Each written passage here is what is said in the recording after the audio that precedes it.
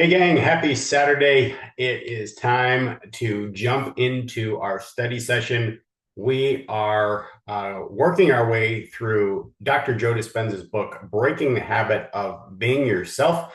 And we're up to chapter 4, Overcoming Time. So, as always, this is a study session. I am doing this with you. So, I have written down some copious notes. We're going to talk through those things, and then you can discern for yourself whether or not it's something that would apply to you and help you take yourself from good to great. Now, you're probably seeing this on Christmas Eve, which is end of 2024. And this is the perfect time when we need to stop and take some time to reflect on all that is past to see what went well and what kind of things that we need to change in ourselves. Usually, all of us have different limiting beliefs, patterns, and habits that are holding us back from showing up at our very best. And now's a great opportunity to take some time to not only study the study session from today, but if you missed the first three, go back and take a listen through those and do some work on yourself so we can get a strong start together in 2025. So here we go. In chapter 4, Breaking the Habit of Being Yourself, Dr. Joe addresses one of the most pervasive barriers to personal transformation, and that is our relationship with time. Most people live their lives trapped in the past, driven by memories and habits, or projecting into the future, consumed by worries and expectations. This creates a perpetual loop of familiar emotions and predictable outcomes. How many have been there before? Yes, right? Because if we spend too much time, if we're anxious, it means we're spending too much time living in the past. Take that back. Let's start that over. If you're living in the past, you're probably depressed, right? So if you're depressed, you're spending too much time thinking about all of the things that have happened to you in the past. And if you're anxious, that means you're too focused on the future. So the best time to do anything is right now, and that's to stay present right here in the now, because this is the only moment that we have, and this is the only moment that we can control what is happening right here. Okay, so Dr. Joe says the good news is you can overcome time by learning to live fully in the present moment. Well, there it is. Dr. Dispenza explains that when you break free from the mental constraints of past and future, you unlock the power to reshape your reality. So living in the present moment isn't just a philosophical concept. It's a practical skill that enables true transformation. I want to focus on that word skill. So this morning, one of the habits that I have developed is taking time after I take Charlie for a walk and get him all settled. I take 30 minutes to sit there and practice, right? Practice being present, which basically means I'm sitting there, eyes closed, just trying to focus on my breathing and staying in the present moment. Well, what happens in those moments? Well, my thoughts are streaming a mile a minute. And now what's happening is I'm becoming the conscious observer of my thoughts. I'm not trying to stop my thoughts, but I'm saying, oh, there's another one. Yep, there's another one. And it seems like there's just an endless flow of things. And it takes quite a lot of practice to just continually bring myself back to focusing on my breath, being present. So maybe you want to give that a try. And it's interesting. It's fascinating to see how the brain works, how difficult it is to remain in that present moment. But like anything else, like Dr. Joe says, it's a skill. And the only way you develop the skill is by practicing it. All right, so let's go on and explore the key lessons from the chapter of Overcoming Time. So number one, first key takeaway, the past dictates your present. So every experience you've had is stored in your brain as a memory. So when you reflect on the past, your brain doesn't just recall the memory, it reactivates the same emotions you felt at the same time. How many of you have done that before, right? Where you think about something in the past and all of a sudden it triggers these emotions and you're right back in that place again. Yeah, been there, right? So for example, think about a past argument, right? How that can trigger anger or sadness as if it's happening right now.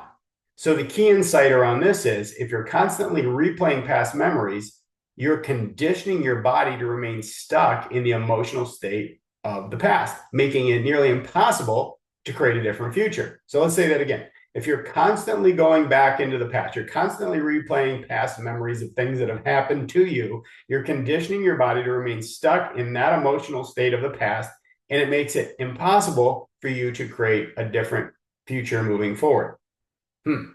Okay. Number two, the future is a projection of the past. The future is a projection of the past. So when you're stuck in past emotional states, your brain predicts a future that mirrors those same experiences.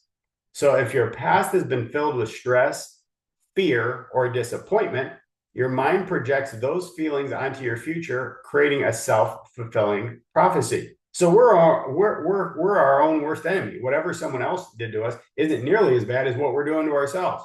Okay. So the key insight here is to change your future, you have to disconnect from the emotional pull of your past. Well, how do you do that? Well, you have to pull yourself back to the present, right? Because the past is the past. That's not going to change. And if we spend too much time there, we're just going to be depressed about those things. So we have to pull ourselves back into the present and say, I'm okay. Right now, everything is okay, right? And now you're recentered, and now we can start shaping our future. Number three, the power of the present moment. So the present moment is the only place where true change can occur. So when you're fully present, you step out of the habitual habits, thoughts, and emotions tied to the past and future. And this creates space for new possibilities to emerge. Again, you are not going to become present overnight, right? You are not magically going to do it. It is going to take work. You have to fight like hell to not allow your thoughts to control you. You have to fight like hell to make sure that your circumstances outside of yourself don't control you. The only thing you can control is where your focus is. So to practice bringing your focus back to the present moment so you can function from that place, now you can start to shape how your life is going to unfold from here on out. So the key insight is living in the present moment allows you to access creativity, clarity, and the energy needed to transform your life.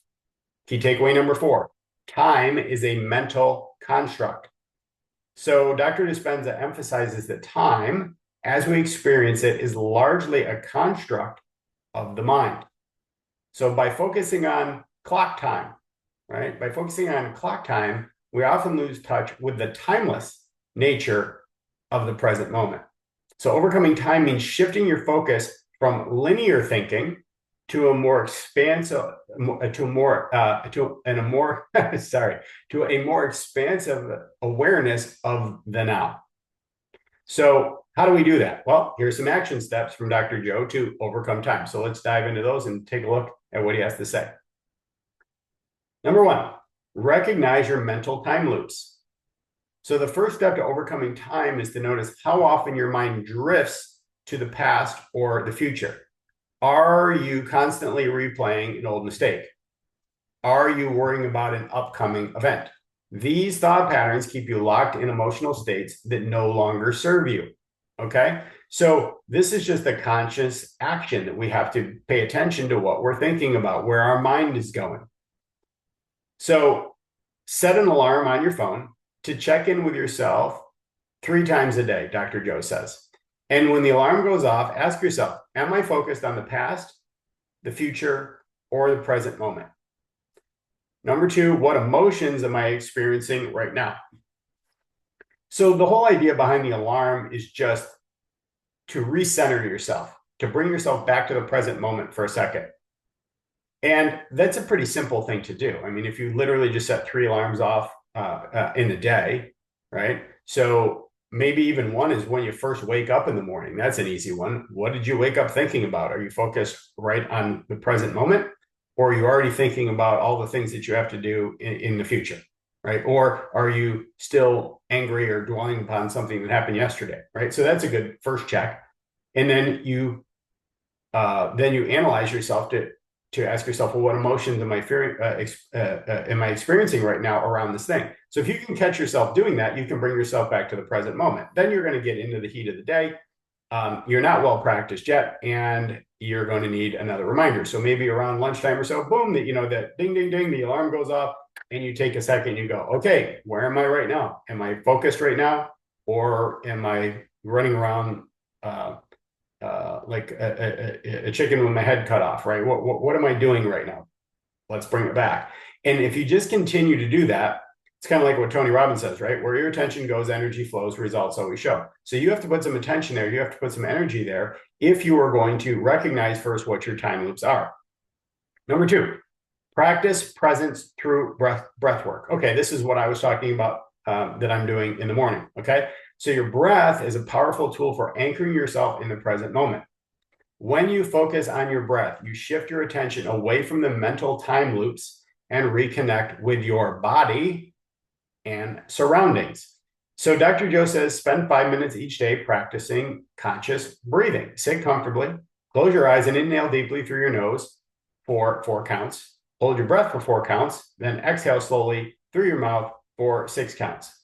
Focus on the sensation of your breath and let go of any wandering thoughts.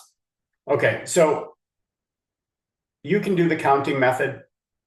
For me, it's simply sitting down and just recognizing that I'm breathing in, right? So I'm sitting there and I am consciously aware that I'm breathing in.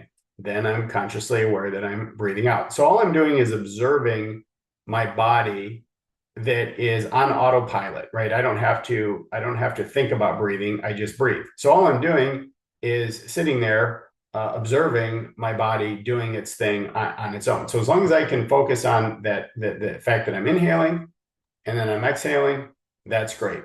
Now, you can even say to yourself, I'm breathing in, I'm breathing out, right? Now, if you want to use a mantra or something like that, you could do something like that. You could use something like, be still, right? You could just repeat a word like this or a little phrase like that. Be still, be still, be still. And then what will happen is you'll find yourself, your mind will drift off into a thought. And you don't have to fight the thought. You just have to say, oh, caught myself, right? I'm thinking. I'm not present anymore. I'm not watching my breath anymore. I'm not saying this mantra anymore. My mind wandered off. That's okay. But now I'm present. I understand that I'm doing that. So now I'm going to go back to watching my breath again. So that's a pretty easy way to do it. Now, if sitting is too hard for you, you can also do this with movement, right? So one of the other fun things that I've been doing, I've been in martial arts pretty much, my entire life, and past 15 years or so with jujitsu, which is very, very hard on the body. And sometimes I feel like a rusty old can. So I've been practicing some yoga, which is very hard for me to do, honestly. Everything on me is very, very tight, but also it's something that's slow, and it forces me to connect my breath with my body. It forces me to keep my focus of my mind focused on breathing as I'm doing this physical work. So this is another way that you can do this, right? You connect your head and your heart and your mind and your breath with your body. So there's another way that you can do this. Okay. Number 3, rewrite your emotional future. So to break free from the pull of the past. Okay. And I like that. I like that visualization, right? The pull of the past pulling you back to the same old mindsets, the things that are limiting you from showing up at your best. So to break free from the pull of the past, you need to teach your body how to feel the emotions of your desired future. Okay. It doesn't say think about what you want. It says you need to teach your body how to feel the emotions of your desired future. How are you going to feel in the future? So instead of letting your past dictate your emotional state, create a new emotional blueprint. So you think about how you felt in the past when things weren't serving you. Well, start to think about how you're going to feel and teach your body how to feel the way you'd feel is if you created a new emotional blueprint and you were living your best life. So the action is to visualize a future where you've already achieved your goals. Paint yourself into that picture. That's where some people will use vision boards and things like that. But we don't want to focus on this is what I'm going to have someday. Instead, what we're going to do is focus on this is who I am, and this is what is I'm being created, and this is how I feel when I'm in this. When I've created when I've created this environment that I want to be in. Right. This is who I'm going to show up as, and this is how I feel. So instead of waiting for someday to feel that way, we start to think, act, and feel that way now, so that everything starts to come into alignment. So Dr. Joe says, focus on the emotions you would feel in that future. Would you feel joyful? Would you have gratitude? Would you be excited? And then you practice embodying them in the present moment. So is it possible to express joy in the present moment instead of feeling depressed? Yes. Think about something that you can be joyful around and think about that thing. Is there something you can be grateful for in your life right now? Yes. So don't wait to express gratitude for it. Start to express gratitude now. Again, these are practiced skills. And the more you practice it, the more you become that way. So before you can have the future, before you can have the thing that you want in your life, you have to become the right kind of person that will attract that and it's deserving of the success that you're looking for, right? So you have to be before it shows up. Number 4, interrupt your patterns. This is huge. This is one I work on all the time because the world constantly bombards you with negativity, and you have to be able to stay present and interrupt any patterns or habits that are throwing you off. So much of our daily lives are spent on autopilot, replaying the same routines that reinforce past emotions. So breaking free from these patterns requires conscious disruption. So the action here is change one habitual behavior in your daily routine. So for example, take a different route to work.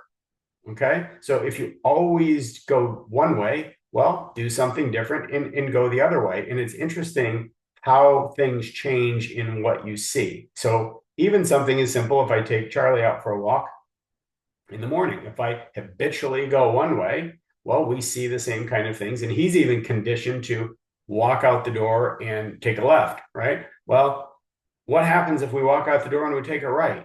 Well, the difference in what we're going to see is going to be very, very different by going in the opposite direction. So it's just constant practice. Next is eat your meals in silence instead of scrolling on your phone. Okay, so this is a very Zen type principle, doing one thing at a time. And this one is really, really hard if you are addicted to being busy. Like if you just can't focus, this is a great practice. And this is why things like meditation don't need to be done just by sitting. It's a practice that you do with everything that you do. So one of the things that I used to do is like when I would walk out the door and walk Charlie is I would walk Charlie and at the same time I would be listening to something. Well, why did I do that? Well, that's because I was taught long ago that you could use that time to learn instead of wasting time. We called it net time, no extra time. So what happens though is when I'm doing that, I'm not really walking him. I'm not being present walking him. I'm not observing what he's observing because it's just kind of like me dragging him along, right, to get the walk over with. And I have an allotted amount of time in order to listen or learn something. So it's not fair to him, and it's really not good for me.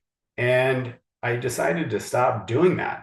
So now, if I walk out the door and I go for a walk with him, it is a practiced skill to stay present, to watch what he's watching, to look at him, to just observe him, and just to be there with him. It's an energy, right? They have an energy, we have an energy, and you want to have a connectivity with that animal, right? And the more that I do that, the closer that we are, and the more that I appreciate him, and the more gratitude that I have. So if I am going to learn something, instead of doing this no extra time bit, take the time, right? Block off the time so I have learning time. So this right now, right? I'm not doing anything else right now. This is study time. This is when I'm practicing and sharing it with you to also have the opportunity to practice. And hopefully right now you're not looking at your phone, or you're not answering calls or writing an email, and you're just kind of listening to me in the background, because that wouldn't mean that you are present for the actual teaching, which means that it's not going to do you any damn good. Okay. So little changes like this, being conscious of eating when you eat, drinking your coffee, just drink your coffee. If you like tea, just drink your tea. So eat your meals, for example. That's another thing you can do in silence in the morning. Don't do it on the run. And these small changes force your brain to engage with the present moment, something we as Americans, if you're an American listening to this, and I don't know how it works in other countries, but America, we're nuts, right? We're constantly doing a million things at once, and then we wonder why things are the way they are. So you have to do the opposite of what you've been conditioned to do, and that is just stay focused on the present moment. Number 5, meditate to step out of time. I talked about this a little bit. Dr. Joe says meditation is one of the most effective tools for overcoming time. It's a great way to invest your time, is what I would like to say. So it helps you transcend the mental chatter of past and future, allowing you to experience the timeless nature of the present. So the action step is to dedicate 10 to 15 minutes each day to meditation. I don't know about you, but it takes me a lot longer than that to settle down. My mind is so active that I need more than that. So as you meditate, focus on the space between your thoughts and the stillness of the present moment. That's a cool concept to think about. Okay, you have a thought, you catch yourself thinking the thought, you observe the thought. That's the space between you recognizing your thought and the stillness of the present moment. So what are the benefits of overcoming time? Well, when you master the ability to live in the present, you'll notice profound changes in your life. Number 1, greater clarity. Being present helps you see opportunities and solutions you might have missed while being distracted by the past or the future. Number 2, emotional freedom. Letting go of past emotional states allows you to experience greater peace and joy. You got to let it go. Number 3, enhanced creativity. The present moment is where true inspiration and creativity reside. And number 4, empowered decision-making. When you're not reacting to past conditioning or future fears, you can make choices aligned with your highest potential, right? We don't want to be in reactive mode, right? When we get past reaction, where things trigger us all the time, now we can make choices aligned with our higher potential. So final thoughts here. Overcoming time is a journey of self-awareness and intentionality. It is an opportunity for you as a leader to master yourself. Okay, think about that. If you're in a leadership position, you have to learn how to master yourself before you can lead other people. And by breaking free from the grip of past emotions and future worries, you reclaim your power to create a new reality.